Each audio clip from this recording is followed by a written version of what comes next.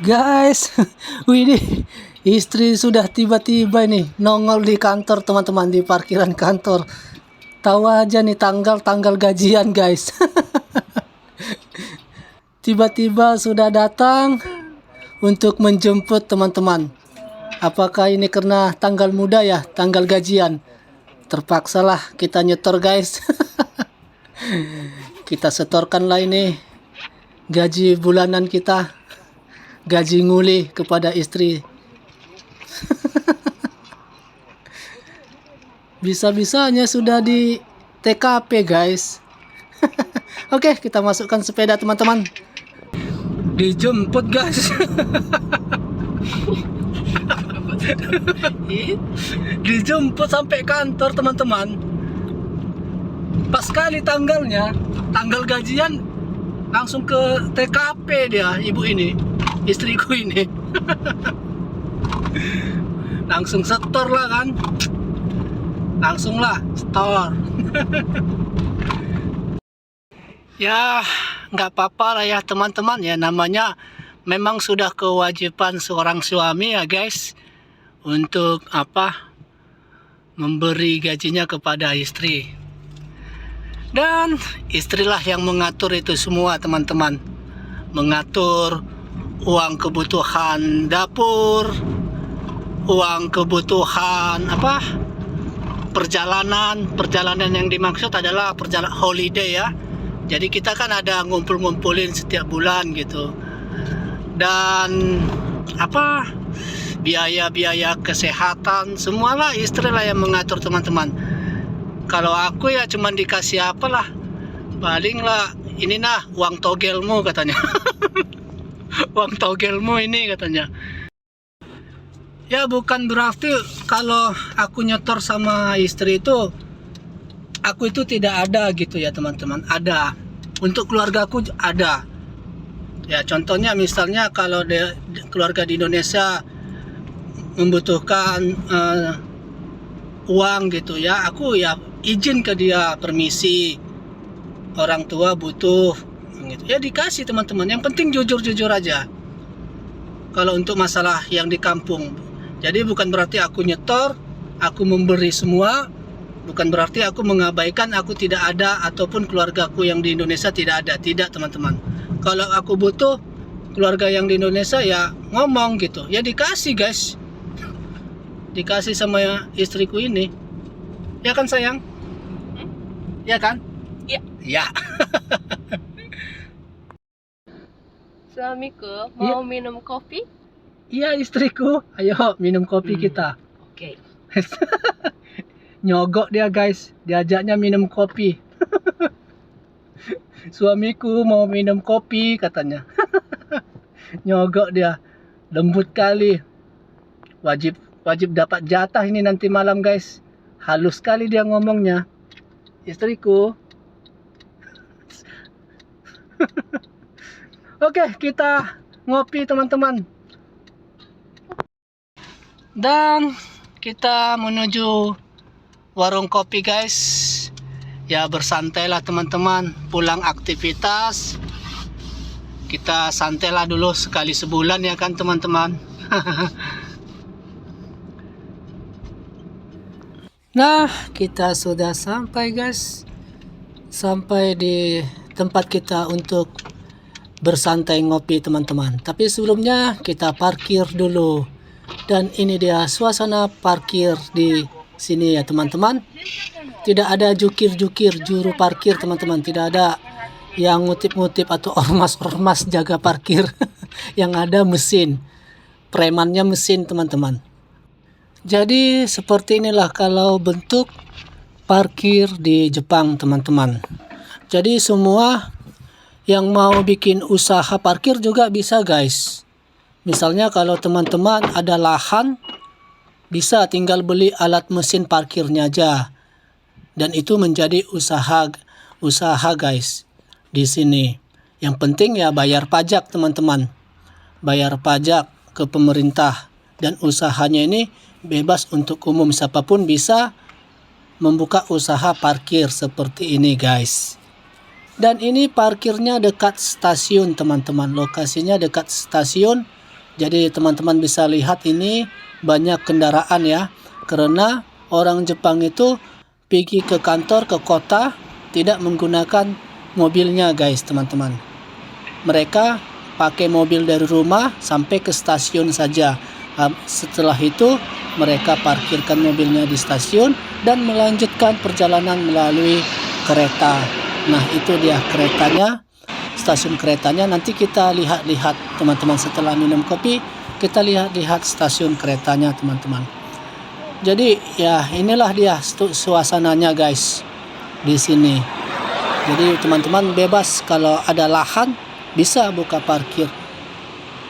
Dan kalau kita ngopi ataupun di restoran di area ini guys, kita itu gratis parkir teman-teman. Misalnya kita nongkrong di cafe di area ini, kita gratis parkir untuk 1-2 jam. Itu nanti tiket parkir kita kasih ke kasir untuk diregistrasi free parkir. Dan ini dia suasananya. Halo teman-teman. Masih gadel kali guys. Ya gimana, baru pulang nguli kan.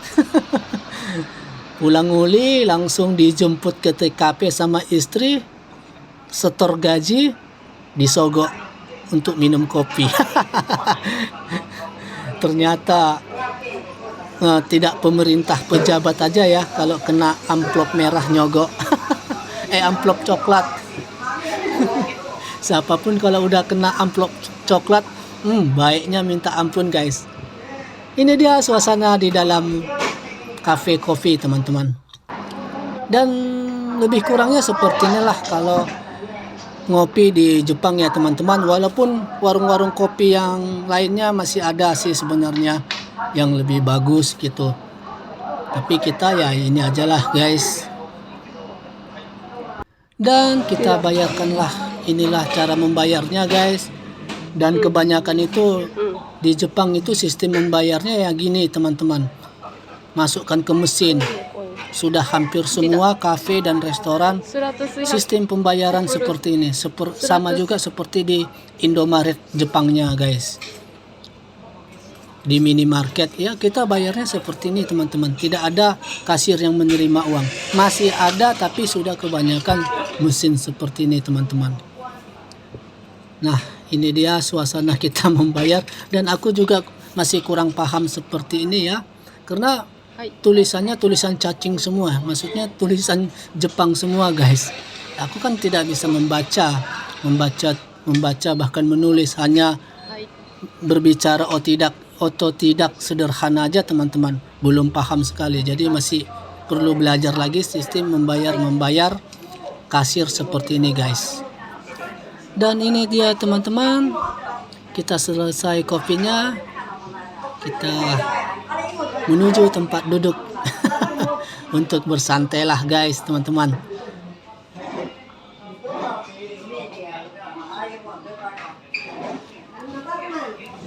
Dan ini dia guys, penampakan suasana tempat kita ngopi bersantai dengan istri guys teman-teman.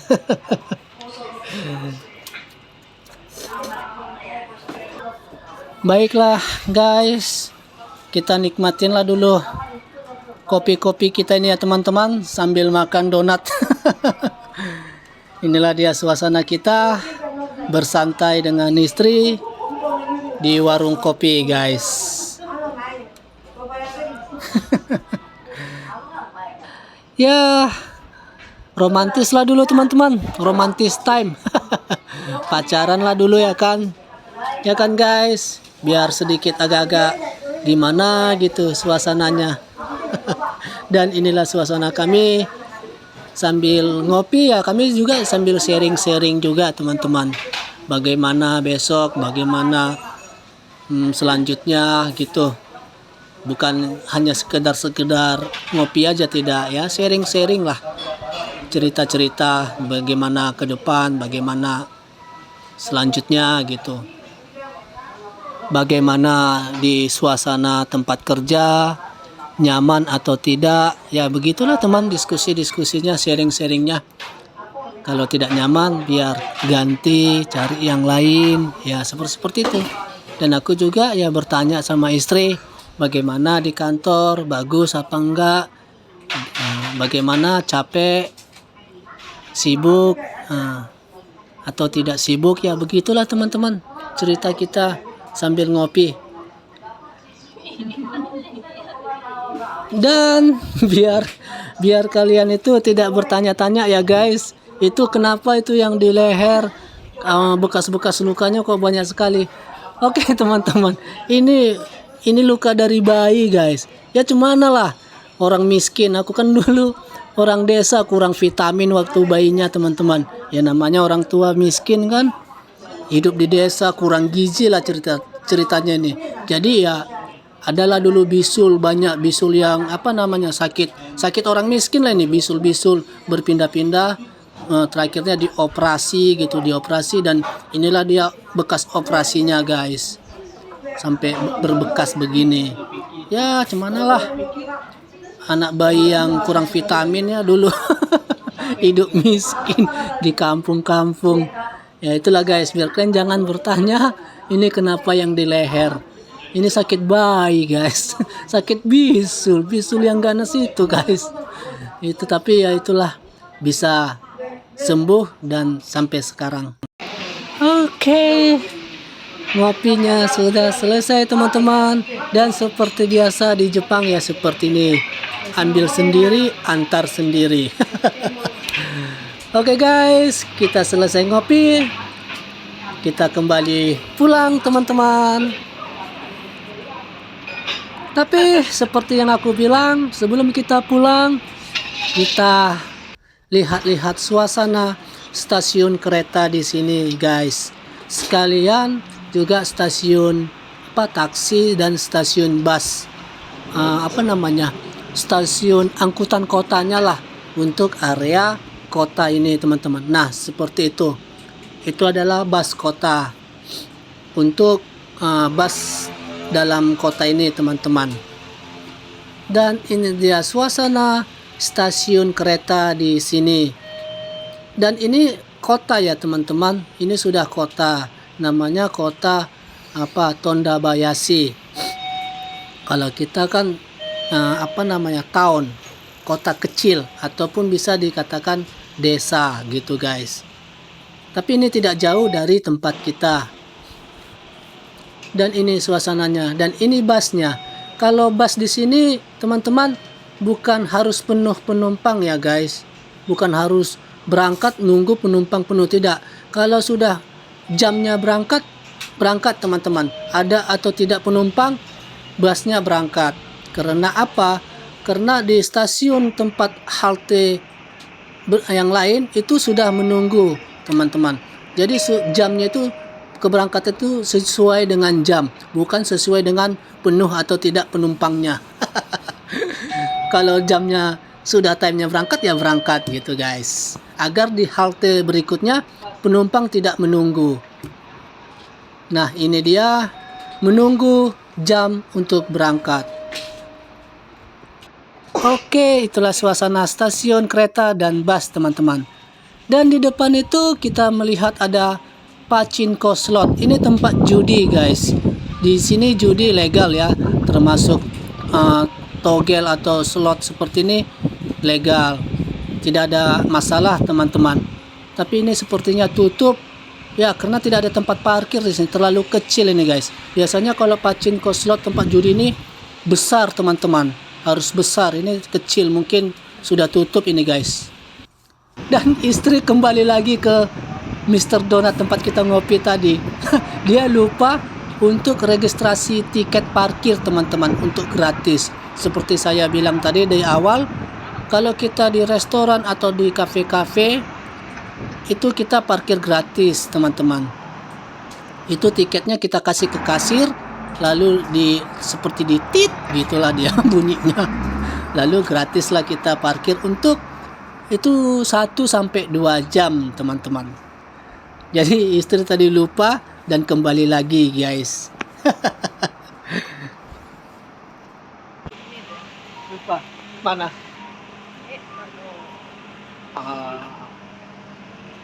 Seperti biasa kita selfie dulu teman-teman. Inilah selfie kita bersama istri. Oke, kita lanjut. Ini dia pachinko tadi, pachinko slot. Ya, tempatnya sangat kecil guys. Biasanya kalau tempat pachinko slot, tempat perjudian di Jepang ini besar teman-teman. Harus mempunyai parkir yang luas. Jadi mungkin ini pachinko slot yang sudah lama. Yang sudah lama berdiri, kalah bersaing dengan tempat slot-slot yang lain. Jadi tutup teman-teman. Oke guys. Itulah dia, kita saatnya kembali pulang. Mak, ditinggal aku. Loh. Tunggulah. Iya. Dan ini dia, kita masukkan tiket tadi.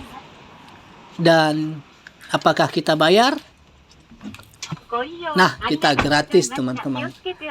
Kita gratis untuk parkir. Dan seperti itulah di sini. Oh, kita menuju ke dalam terminal teman-teman, ke dalam terminal dan stasiun kereta. Ada mau masukkan pos. Di Jepang ini walaupun negara maju, masih main pos-posan juga, main surat-suratan guys. Nah, ini dia, busnya datang dan ini nanti berangkat. Penumpangnya cuma satu tapi harus berangkat guys. Nah, ini kita mau antar surat kerja dari kantor istri teman-teman ke tempat pos. Box pos gitu teman-teman. Di sini ya masih seperti itu guys. Oke, aku antarlah dulu. Ini dia suratnya. Surat kerja.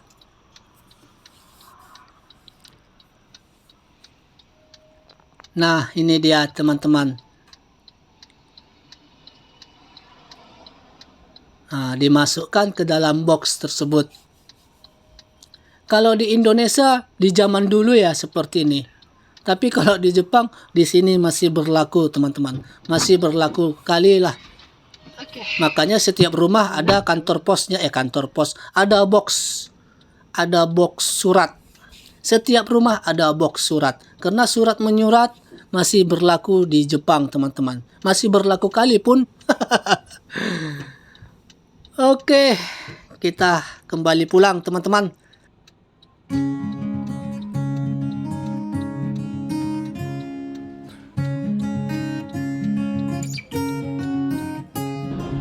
Guys, ya mungkin inilah dia story kita ya teman-teman untuk hari ini.